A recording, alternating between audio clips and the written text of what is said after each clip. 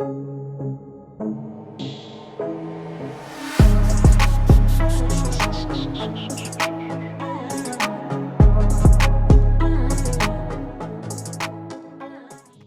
what's happening everybody? It's the Review Fool here, and I just want to thank y'all for tuning in to the View and Review Movies channel. And today we're going to be going over the 2022 release of The Batman. And there will be some spoilers in this review. Fair warning, spoiler alert, spoiler alert. Yeah, what I'm talking about. But you know how I do, bruh. I gotta get dressed for the occasion for every single movie we be doing, bruh. So give me a second and let's put this up on the screen real quick so you two don't come after my ass. Yeah, what I'm talking about. And there we go, now I'm back, my bad, you know how to put on my Batman uniform? Yes, I said uniform, I did not say costume, I did not say cosplay. This my uniform, yeah, what I'm talking about. And no, I'm not saying I'm Batman, but you haven't seen me and Batman in the same room at the same time, you know what I'm talking about? Basically what I'm saying is, I'm Batman. And we are gonna be reviewing my movie today, yes, my movie, The Batman 2022. And as far as Batman movies go, this is the most grounded Batman movie. This is like, it could be in the real world if Gotham existed. Christopher Nolan's was praised because it was the most grounded and realistic out of all Batman movies. Before, they used to be kind of campy and kind of like, oh, this looks like, you know what I'm saying, cartoonish or like kind of silly. But no, Christopher Nolan's took Batman seriously as a character. So does this one, but this one, it feels real. It feels like, okay, this guy, he doesn't have the Lucius Fox or someone making his gear like that. Like he has believable stuff what he could do with his money. Given, I know he's a billionaire, you could do a lot of stuff with that money, but his technology and the way he uses them, it is very fitting.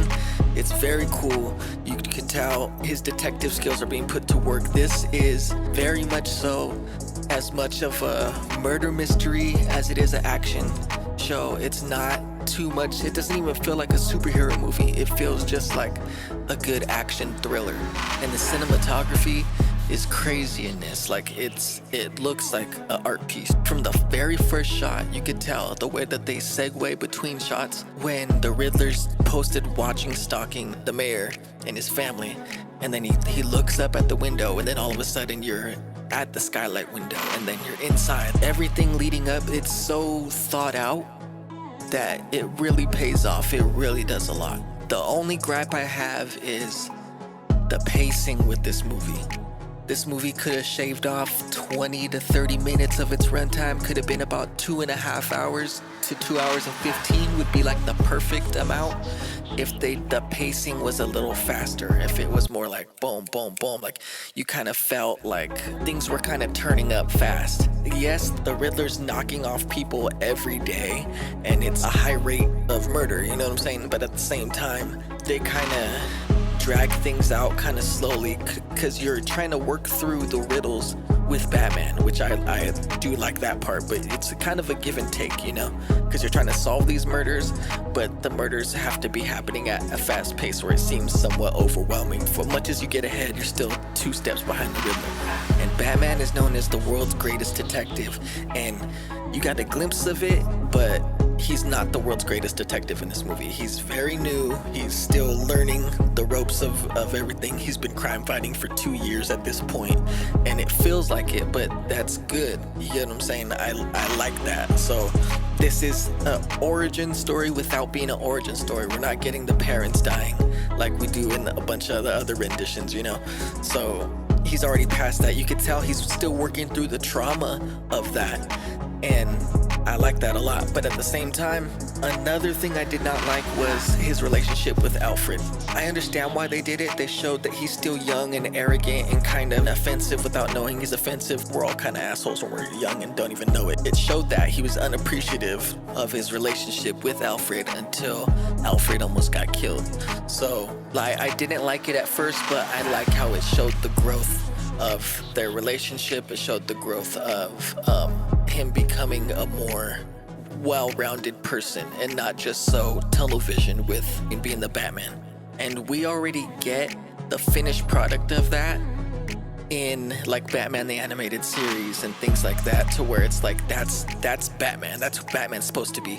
He's not who Batman is supposed to be yet in this movie, and that's where it kind of like I don't know, but at the same time that's what he's supposed to be. He's supposed to be year 2 into this. He's not supposed to be the Batman we know and love yet, and so that's why I think it serves the exact purpose that it was going for, which makes this a great Batman movie. Even though he's not the ideal Batman in this movie. He's not even the ideal Bruce Wayne that we know and love, you know what I'm saying? Where he's like a certain person in the day, and in the light than he is in the shadows, you know what I'm saying, as Batman. But I think they're going to need to do that in the sequels. I think they're going to need to show, because there's a glimpse of this when the Riddler kind of shows he's gonna expose Bruce Wayne as Batman, but he doesn't even know that Bruce Wayne is Batman. But Batman thinks he knows, so he's like, damn, he's about to expose me, but he doesn't.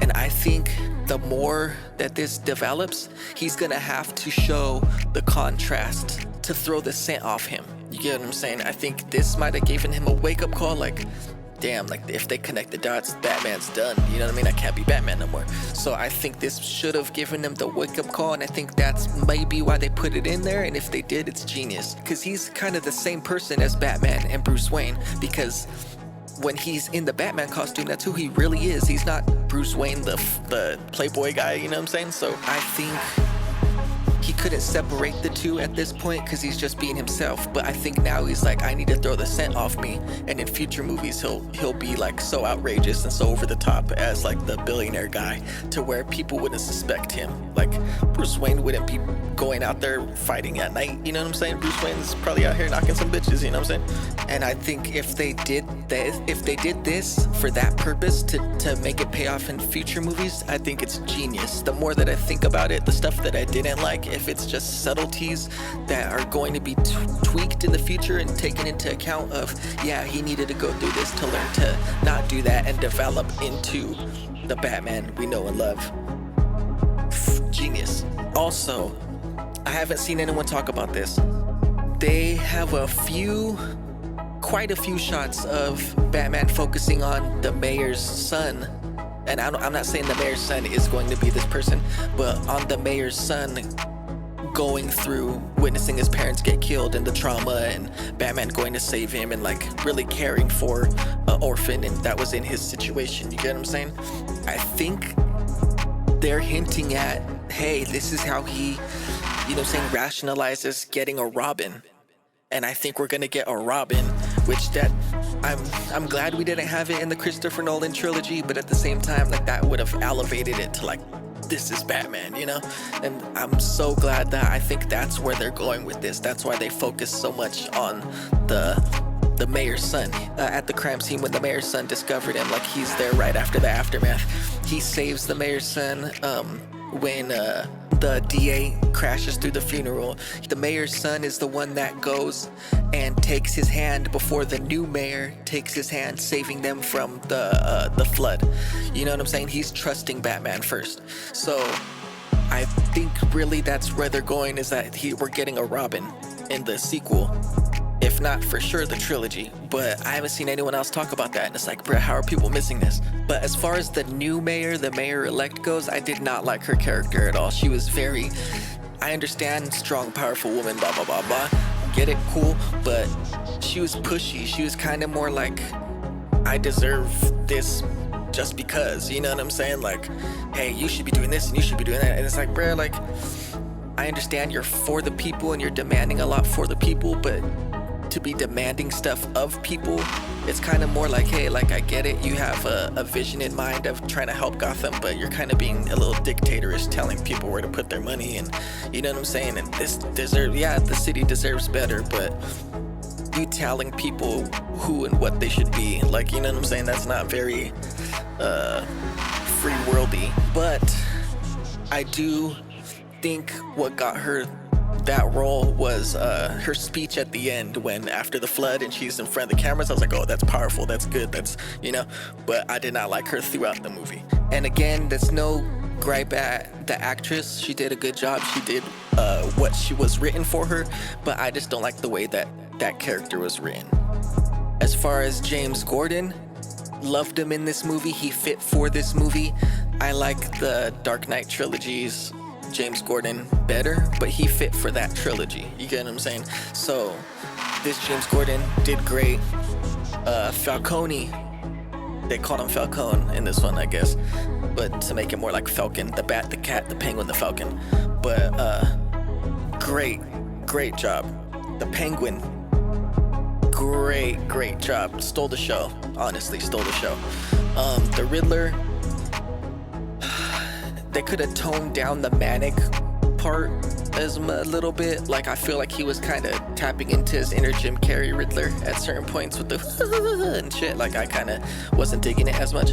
But I do like how the Riddler's mask was somewhat like the Batman's mask, as far as how the nose is sewn and stuff like that. Like, I do like the parallels of that. I like the parallels of, you know what I'm saying, Batman be like, I'm vengeance, the whole movie. And it inspires the villains, you know what I'm saying, to be like, I'm vengeance, I'm fighting for our side, for, you know what I mean? And I do like the parallels of everything that was in there. Like I said, the only thing that could have served this movie a little bit better was pacing. Cut the runtime down a little bit, make everything feel a little more high tension, high paced. But other than that, I love the movie. As far as comparing it to other Batman movies and stuff like that, I don't think it's fair just because it's so different. But I would rank this higher than Batman Begins, and even on par with Dark Knight Rises. But I think the Dark Knight kind of takes the cake for Batman movies as far as live action goes. And maybe they just need one solid villain, like the same way the Joker was the solid villain for Dark Knight, and not so many minor villains like this movie had. But at the same time, I'm not excited for this universe's Joker. I'm not. They have a clip of him in there talking to Riddler in Arkham, and it did not make me excited. It made me cringe. I don't like his rendition of Joker. I don't like the laugh. I don't like how he talks even. He talks, I don't know. I'm not feeling it. I might be the odd one out and the only one thinking that. But it's not because of what everyone else is saying. It's like, oh, like, we're just getting a bunch of Jokers back to back to back.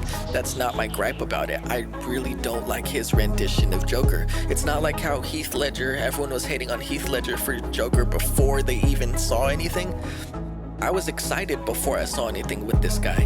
And now that I saw a clip, it's like, no, I don't like it. I don't. Maybe he's gonna surprise us the same way people had things to say about Carnage when they hinted at him at the first Venom movie. But then, you know what I'm saying, he learned from the backlash. They got rid of the wig and all that kind of stuff. Maybe if there is some backlash with this Joker in the sequel or the trilogy, whenever he does appear, he would have taken that into consideration. But I don't hear no one talking about it. Everyone's just saying like, oh no, we're kind of just worn out with the Joker. But that's not my gripe with it. I didn't like his performance. And again, I may be the odd one out because I'm pretty much the only person I've heard say that. But that's just me, you know? Other than that, really loved the movie. Also, Zoë Kravitz, great Catwoman.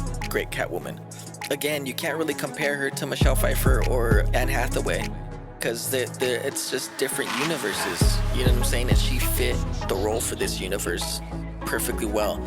Every fight scene in here was like a dance. Like, even though Batman was getting smacked up and he wasn't, you know what I'm saying, like doing everything all perfect, it was like a dance. Like, everything flowed well. It looked real, especially when Batman and Catwoman get into a fight. It looks amazing. You know what I'm saying? The jumping and kicking. Again, I could kind of tell that she was a little CGI'd, but she's doing crazy flips and kicks and all this kind of stuff. So, like, I get it, but it looked really well. But all the characters, even the supporting characters, the side characters, like Martinez, the cop, goes from hating Batman in the beginning, like puts his hand on his chest, like, hey, you ain't coming in here, freak, to like kind of helping him solve the last clue. You know what I'm saying? Like, oh yeah, it's this and that, doing small talk. Like, you know what I'm saying? He's grown admiration for Batman by the end. Like, so many people have arcs in this, you know what I'm saying? And even the people who don't have arcs per se, the twins guarding the club, the parallels are funny. You know what I'm saying? Do you know who I am? Like, yeah, I'm gonna fuck you up. You know what I'm saying? To like, do you know who I am? yeah, you're Bruce Wayne, bro. Like, come in. Like, you know what I'm saying? Like, everything is hella cool. Like, the way everything plays out. So, for this movie, I give it a solid 8.5 out of 10. And that might seem like, oh, that means it's okay. But, like, nah, this is a really good movie. You should go see it. But no movie's perfect. You get what I'm saying? And like I said, the things there, I was like, oh, no, that's not Batman. He's growing into the Batman to where the sequel, I feel, will be better. The trilogy, I feel, will be, you know what I'm saying, the Batman we know and love, and it'll be like the best Batman. So I love where this is going. I'm glad this is a thing. I'm glad this universe happened. You know what I'm saying? Robert Pattinson, he might be the guy, bruh. He might be the guy to take the cake. So, the Batman, great or hate? Great. Y'all need to go see this, bruh. ASAP. Hit me when you do. Drop some in the comment section. Let me know how you feel about it. You know what I'm saying? Do we agree? Do you have some disagreements? Let me know what's up, bruh. Let me know what's up. But I'm giving it an 8.5. Let me know what you rated down in the comments. Hit me. But just to switch gears for a second. New channel, view and review movies. I'm the review fool. I just want to let y'all know I appreciate y'all watching this. I appreciate your full support. Don't forget to please like, comment, and subscribe. You know what I'm saying? There's gonna be new movies coming, new reviews coming. We got different series like Great or Hate, the latest. We got movies you might have missed.